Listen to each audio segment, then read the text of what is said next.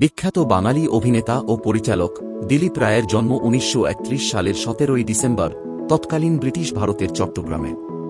তিনি পশ্চিমবঙ্গে পড়াশোনার জন্য আসেন এবং নিয়ামতপুরে তাঁর বড় ভাইয়ের কাছে থেকে পড়াশোনা করেন। পারিবারিক কারণে প্রথাগত পড়াশোনা চালিয়ে যেতে পারেননি। ১৯৫৪ সালে সতী বেহুলা ছবির মাধ্যমে তার চলচ্চিত্র জীবন শুরু হয়। ৫ দশকেরও বেশি বিস্তৃত কেরিয়ারে তিনি উত্তম কুমার ও সৌমিত্র চট্টোপাধ্যায়ের মতো কিংবদন্তিদের সঙ্গে কাজ করে বাঙালিকে অসংখ্য স্মরণীয় চরিত্র উপহার দেন। তপন সিনহার পরিচালনায় ক্ষুধিত পাষাণ এবং ঝিন্দের বন্দি ছবিতে তার কাজ বিশেষভাবে উল্লেখযোগ্য।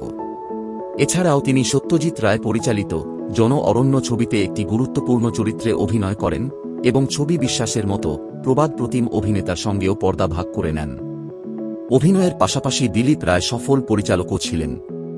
তিনি তার নিজস্ব চিত্রনাট্যে দেবদাস ছবিটি পরিচালনা করেন, যা দর্শকমহলে প্রশংসিত হয়। ব্যক্তিগত জীবনে তিনি আজীবন অবিবাহিত ছিলেন এবং ৩ জন দত্তক পুত্র ও ১ দত্তক কন্যা ছিল। ২০০৮ সালে মুক্তিপ্রাপ্ত দেবের মন মানে না ছবিটি ছিল তার জীবদ্দশায় মুক্তি পাওয়া শেষ ছবি। তবে তাঁর শেষ অভিনয় ছিল অটোগ্রাফ ছবিতে।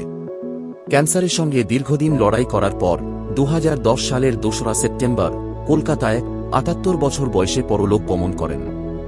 মৃত্যুর আগে তার শেষ ইচ্ছানুযায়ী তার দেহ ও চোখ চিকিৎসা গবেষণার জন্য দান করা হয়। টালিগঞ্জ স্টুডিওতে তার শেষকৃত্যের সময় তৎকালীন মুখ্যমন্ত্রী বুদ্ধদেব ভট্টাচার্য সহ বহু বিশিষ্টজন উপস্থিত থেকে এই কিংবদন্তি শিল্পীকে শেষ শ্রদ্ধা জানান।